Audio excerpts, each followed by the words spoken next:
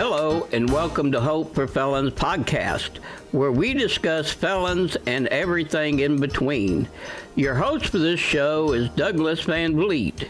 Welcome to the show, ladies and gentlemen.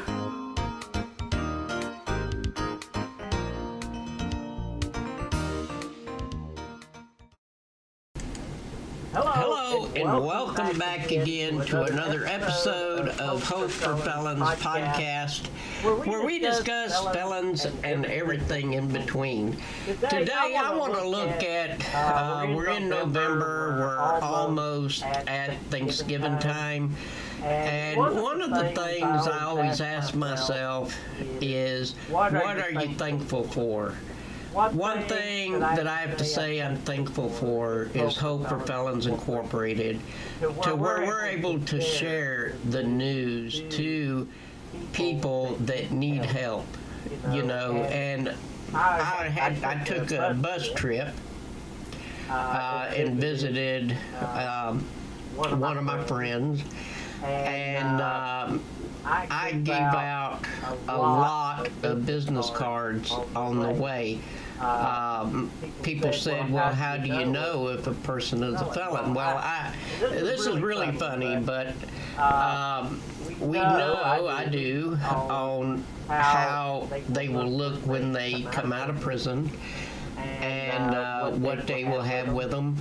And there was a few people I could tell that they had just got out of prison, so I gave them my business card and told them to get a hold of me. Well, I also had another gentleman that was not a felon that asked, he was like, is there any way you could possibly help me? And, I want to be a blessing and a help to everyone. And in this Thanksgiving season, we want to say that we're thankful that we can be a part of Hope for Felons and be a part of your life and help you with all your reentry needs, because we know that it's important to you and the community, so that way the chances of you reoffending would be slim to none. And that's what we want to see here, is to be able to help each and every person that, ask us to help them. We will definitely help you in any way we can. I did want to share this with you as we're getting ready to go into 2024. And I would like to get some feedback from you on what you would like to see different that we do in 2024. I know that several people have asked me about getting help financially, for like housing and stuff. See, we're not set up that way. We are set up as a resource. So what we do when you come to us, and we look for ways to help you that will better your situation, whether it would be housing, jobs, what have you, that's what we try to do. And so if you are thinking, wondering why that we don't have the resources, it's because the simple fact is it's hard to get people to give when it comes to felons. It really is. It is. And me, myself, I'm on disability, but I do videos, and we do have this going to try to help the community. That's what we do. So because of a person being on disability, our funds is very, very low. But for years and years and years, we have actually paid the cost for the internet, phone, and everything, because it costs a lot to keep the organization running, because we do everything. We have the server that we run the website on. We have, of course, it takes internet to run that. So we do everything we possibly can to make Hope for Felons what it is today. But in return, we would like to see how y'all feel and what we could do better for the community. Our goal in 2024 is to start setting up different places and let the community know that this is who we are. We will try to help you in any way, shape, or form. We will try to help you, but always remember that we are a resource. So we help provide you with the tools that you need, and we offer classes. We have 2 classes on the website right now, and we hope to be able to expand them in 2024, because that is what will keep you going and will keep you from reoffending, is to learn tools that will help you be successful. And one of them tools, like I've shared before, I've shared several times about, choosing a healthy relationship. That is a great, great big one, is choosing your relationship and being able to understand, is this person really right for me? Now, I take it that, a lot of people want to get back with their baby's mama or, their wife, what have you. I understand that, and that's important. That's very important that you do that, and that you stay connected with your children. That is a very, very big thing that you need to do. And one of those things is actually piecing everything together and say, okay, what is it really that triggers me to reoffend? Or, because if it's drugs, then you know what? You need to stay away from those people that is selling the drugs, people that uses the drugs. Stay away from all of that, because the last thing you want to do is get intertwined with that and end up back in prison. So I want to, this time of Thanksgiving, that you're with your family, make sure you think about that, because it don't just affect you, it affects your family as well. So we have to take all that in consideration and try our best to live a healthy lifestyle. That is the number one thing, is to live a healthy lifestyle.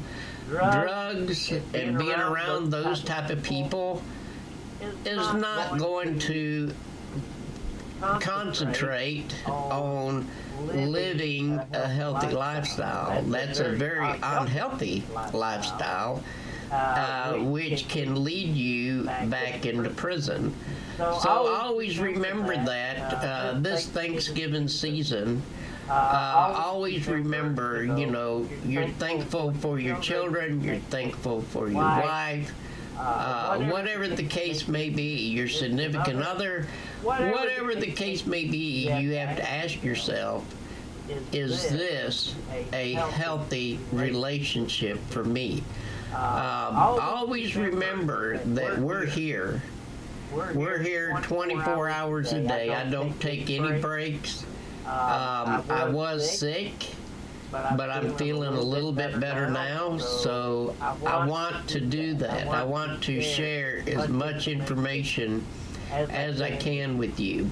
And also, one of my instructors, I reached out to her and asked her about being on the podcast.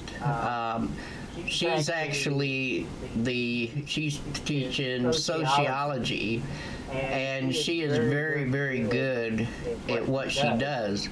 And I'm going to be hopefully having her on here probably within the next few weeks to be able to share a little bit. I've learned so much, and how the community itself looks at a person, a felon, basically, and how they perceive what a person looks like that is what they would consider as a criminal. And it's pretty neat to actually share that and be able to learn what they feel that an offender would look like.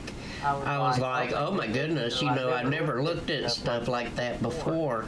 But as I have said in previous episodes of our podcast, I have decided that this is going to be my last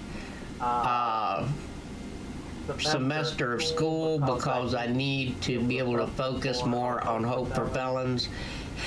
And hopefully we can bring more to the table. That's what my goal is to bring more to the table. I know there was a lot of discussion in our meetings that we've had with our board members, and they wanted to basically try to just help mainly the ones that's in the Carolinas.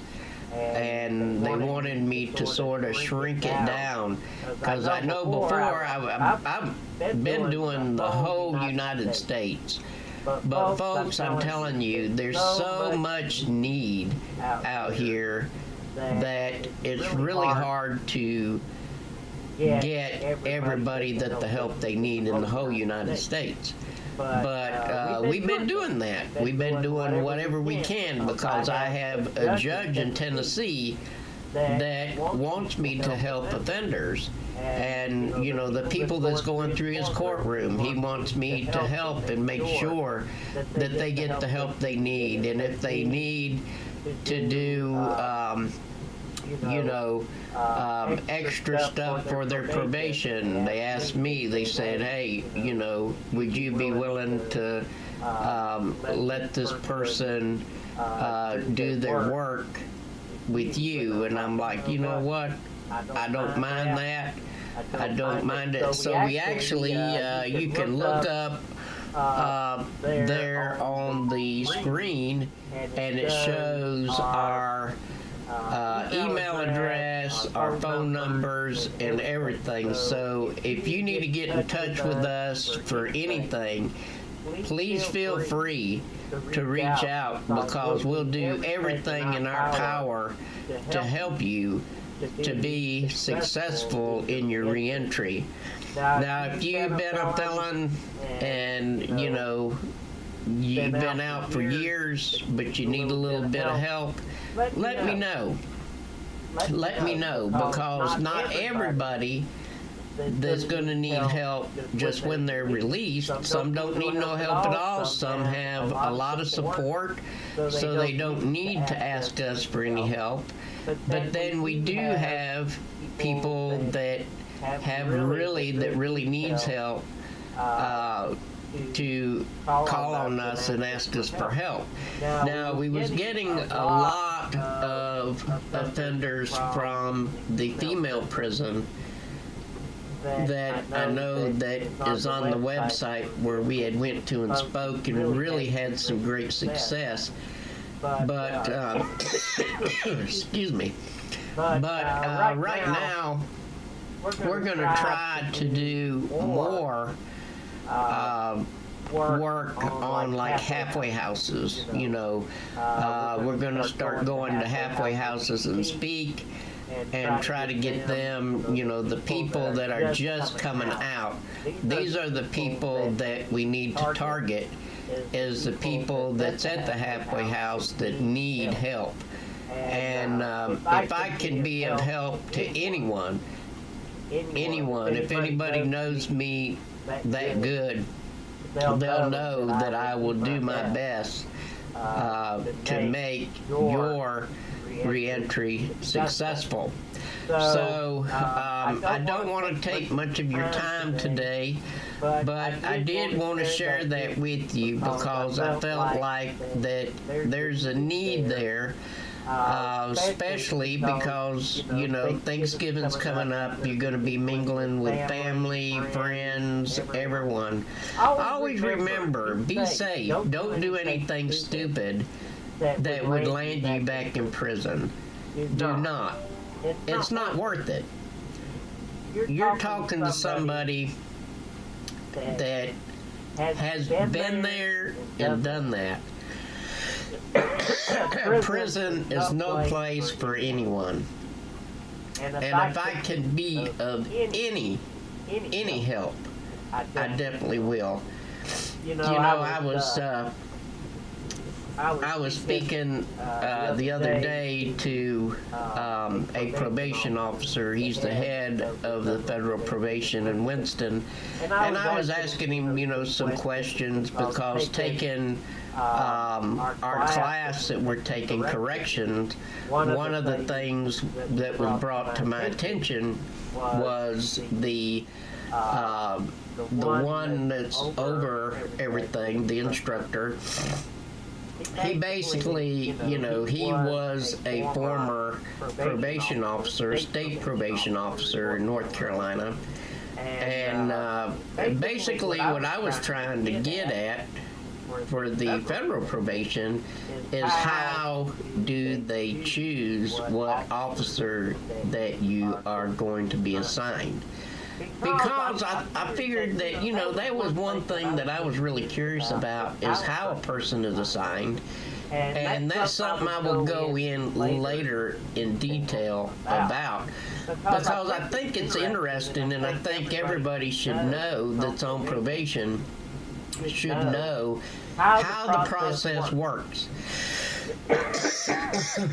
That's why that if you ask for another probation officer, they'll tell you no, because maybe you require drug treatment, and they have a person that basically that's over offenders that are charged with drug crimes, or a sex offender, because they have certain probation officers that just deal with sex offenders. So then they have like just general probation officers that just take anybody. So I think, we really have to understand criterias and stuff to learn.